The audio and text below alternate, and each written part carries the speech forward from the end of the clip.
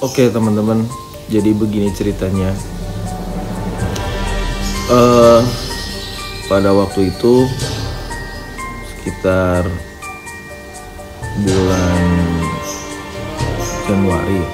Januari.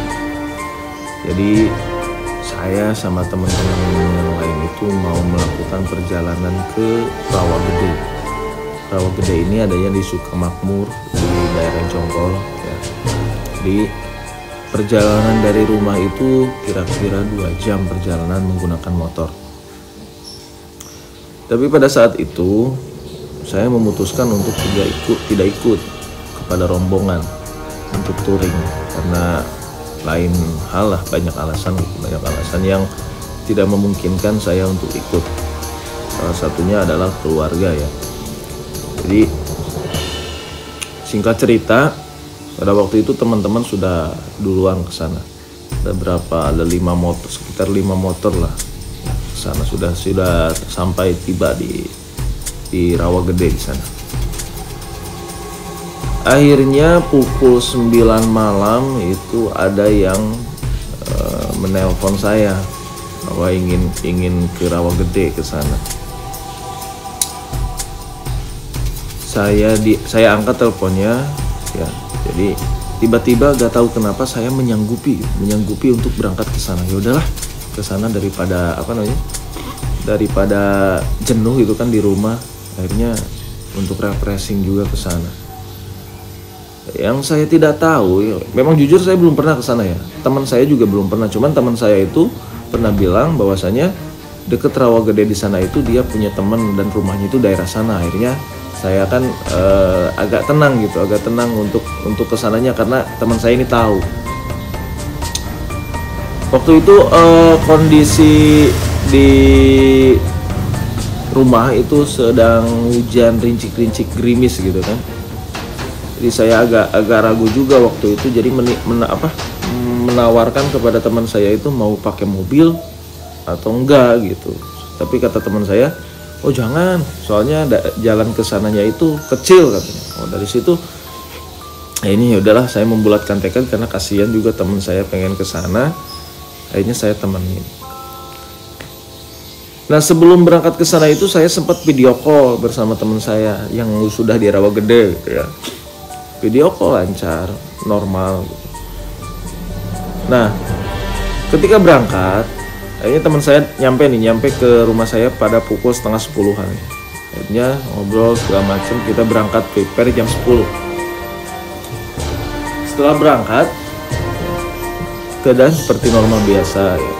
Kita belum menggunakan maps gitu. Memang sudah di-share lokasi sama teman dari sana. Oke lah, aman gitu. Akhirnya kita berangkat menyusuri lewat Cilengsi, lewat ke Jonggol gitu kan, udah masuk, kita sudah meninggalkan daerah hiruk pikuk perjalanan yang padat gitu kan, Jonggol dengan melewati tronton segala macam. Akhirnya kita sudah mulai masuk ke daerah sepinya. Jalannya itu kecil ya, untuk mobil itu cukup 1 sih, cuman kalau ada 2 itu perwis, jadi yang 1 harus berhenti. Kondisi masih hujan rintik-rintik pada waktu itu. Akhirnya sudah setengah perjalanan saya tanya, memastikan lagi kepada teman saya, bro tahu gak tempatnya? Tahu kalau teman saya mah katanya gitu. Wah di situ saya sudah mulai curiga, kayaknya sepertinya dia juga tidak tahu tempatnya. Tapi kan pada waktu itu sudah di-share lokasi, aman dong. Jadi kita patokannya itu maps gitu ya. Usut punya usut, singkat cerita, semakin sana semakin malam waktu itu, kalau tidak salah jam 11:30 sudah memasuki, sebenarnya sudah dekat ke Rawagede. Di maps itu menunjukkan bahwa perjalanan sekitar 30 menit lagi. Kok kata saya gak nyampe-nyampe, ada apa ini? Saya gak berani ngomong yang macam-macam kalau di perjalanannya karena kata orang tua saya dan kata banyak orang lah, ketika melewati tempat-tempat seperti itu, tempat yang sepi, tempat yang kata orang dibilang angker gitu, jangan pernah menceritakan apa yang terjadi di lokasi. Akhirnya saya pendam gitu. Saya pastiin lagi, bro tahu gak tempatnya? Kenapa ini di map gak nyampe-nyampe? Ternyata sampai sana sinyal itu tidak ada sama sekali. Kartu apapun tidak ada ya. Tidak ada sinyalnya. Akhirnya mapnya itu stuck gitu. Tidak, si motornya itu posisi yang di map itu kan sudah tahu ya. Kalau titiknya aman, cuman posisi kitanya itu tidak maju-maju. Akhirnya map error, kita kebingungan dong. Sudah pukul setengah satu malam. Bayangin di tengah hutan dengan kondisi hujan yang gerimis, rincik-rincik, map mati. Kita yang saya pikirkan sih bukan masalah ininya, cuman saya tidak bisa menghubungi keluarga yang di rumah gitu. Keluarga saya udah punya pikiran, wah keluarga pasti panik ini. Kita tidak tidak ngasih kabar gitu. Akhirnya kita bolak-balik gitu. Kita sudah dengan feeling yang kuat, kita mau nanya juga orang sudah tidak ada ya. Rumah ada, cuman 1, 2, 3, kebanyakan villa kan. Rumah tidak ada. Mau nanya ke orang yang lewat juga kita agak segan. Soalnya kalau malam-malam kayak gitu ya, kita agak tahunya takutnya dibegal atau apa gitu. Akhirnya kita putuskan lanjut terus perjalanan sampai nyasar beberapa kali. Kayaknya bukan ke sini. Jadi kuat menggunakan feeling gitu, insting gitu, naluri kita. Oh kayaknya ke sini. Akhirnya singkat cerita kita menemui plang Rawa Gede, tulisan Rawa Gede ke sini ke kanan. Oh, kita masuklah ke situ. Itu kondisi sudah mulai panik ya gitu. Sudah mulai panik, cuman saling menguatkan gitu. Memang teman saya ini agak kocak juga sih. Tadinya dia mau berangkat sendiri. Kebayang dong kalau dia berangkat sendiri kayak gimana. Akhirnya kita sudah memasuki Plang Rawa Gedenya, tempat wisatanya, ada tulisan Rawa Gede di situ. Titiknya kita sudah nyampe di tempat lokasi yang di-share oleh teman kita. Cuman sampai sana itu kita itu tidak menemukan jejak atau apa ya, motor teman-teman kita itu tidak menemukan. Ini kemana? Itu sekitar pukul 1 malam. Akhirnya kita bolak-balik di sekitaran Rawa Gede karena titiknya sudah nyampe. Ternyata ketika nyampe titik itu, kita tidak nyampe gak ada rumah, gak ada tempat tinggal gitu. Adanya cuman kayak kebun gitu luas. Akhirnya kita cari-cari gitu. Sempat ada jalan ke kiri, saya memastikan turun. Ada satu rumah kayak tua gitulah, rumah dari kayu gitu. Itu sudah pukul setengah dua malam.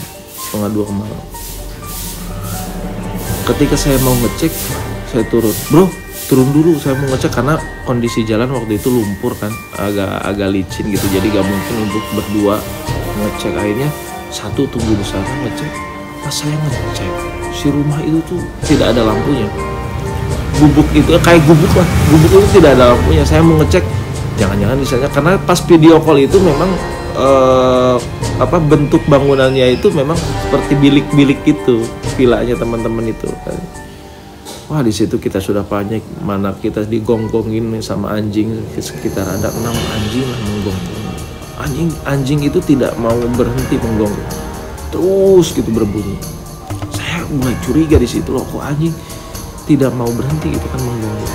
Biasanya kan kalau kelihatan nemu orang, tapi kalau kita tidak mengganggu, si anjing itu tidak akan menggonggong. Nah, singkat cerita, setelah saya mau mengecek gubuk dan saya balik putar arah motor, ketika lampu motor menyorot mau kembali lagi ke jalan yang tadi, di situ kan masih perkebunan ya, masih banyak pohon-pohon tinggi. Ternyata lampu motor menyoroti ada satu wanita paruh-baya lah, menggunakan baju warna hitam, celana hitam, rambutnya digelung kayak pakai kalau adat Jawa tuh kalau adat Sunda tuh pakai apa ini digelung gitulah. Akhirnya saya kan astagfirullahaladzim, dalam hati udah gak enak aja gitu ya, pantesan dari tadi anjing tuh menggonggong. Akhirnya saya nyuruh teman, bro tanya bro gitu, untuk memastikan itu orang atau bukan gitu. Bro tanya karena dia tiba-tiba, saya tuh ingin berpikir logis ya teman-teman, cuman 1:30 malam perempuan gitu kan di tengah hutan, di tengah kebun ngapain. Akhirnya pas saya samperin, saya ngeberanikan diri akhirnya ya, saya gak mau berpikir apa-apa soalnya takutnya malah kalau kata orang Sunda itu cilaka ku pola sorangan gitu, takutnya malah celaka karena ulah sendiri gitu. Akhirnya saya beraniin mau nanya, belum apapun kalimat yang saya ucapkan dia sudah bilang lurus wae karawa gede asup kajero. Langsung saya dari situ saya, bro ayo naik. Teman saya itu lempeng aja gitu, dia gak punya pikiran itu apa-apa gitu, lempeng aja. Ya udah akhirnya saya berangkat, tarik gas gitu, tancap gas sampai istighfar, baca istighfar. Saya gak berani lihat ke belakang gitu. Akhirnya setelah dari situ kita memutuskan untuk masuk ke Rawagedenya. Di situ ada sebuah warung ya yang masih buka sepertinya 24 jam, namun si penjaga warungnya itu sudah tidur. Ketika kita mau masuk, si tukang warungnya itu ngomong, mau kemana? Kayak gitu. Kata saya tuh, saya udah bingung pak, ini HP mati, teman saya gak bisa dihubungi gitu. Saya mau nyari teman saya, teman yang mana? Katanya, teman saya yang dari yang bapak lihat teman-teman lihat orang yang touring gak kesini sekitar sekitar 4 atau 5 motor lah gitu. Oh iya ada tadi yang pakai NMAX putih gitu. Oh iya betul. Dan saya ingat motor teman saya itu NMAX warna putih gitu. Di mana pak? Masuk pak ke sana katanya. Pokoknya ada yang villa 2 tingkat katanya. Tapi harus bayar karcis dulu. Ya udah pak, saya bayar. Di situ saya menemukan titik terang. Setelah sekitar 2 jam kita keliling terus. Kita sampai gak nyadar kita putar-putar Rawagede itu sampai 2 jam teman-teman. Ya. Yang aturannya 1:30 itu sudah nyampe, jam 12-an lah sudah nyampe. Ini sampai 1:30 gitu. Sampai 1:30 baru ketemu, akhirnya ketemu sama teman-teman. Singkat cerita, teman-teman sudah mau pada tidur. Akhirnya cerita di situ. Pantas kata teman-teman tadi di bawah itu jam 12-an anjing itu banyak yang menggonggong. Ya kita kira kan bukan apa-apa ya, kalau ada anjing menggonggong kan tandanya ada sesuatu gitu.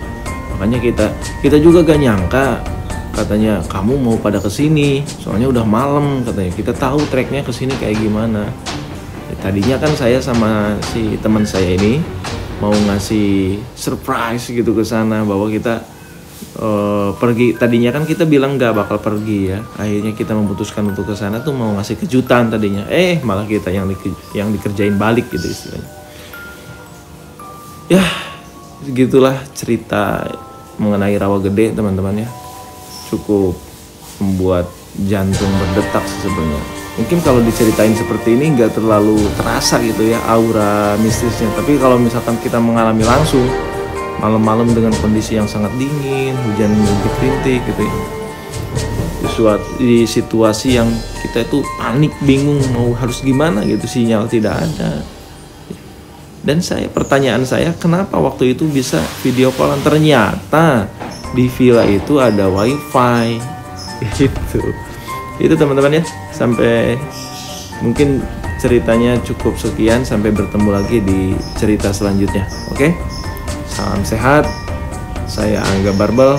Terima kasih. Assalamualaikum warahmatullahi wabarakatuh.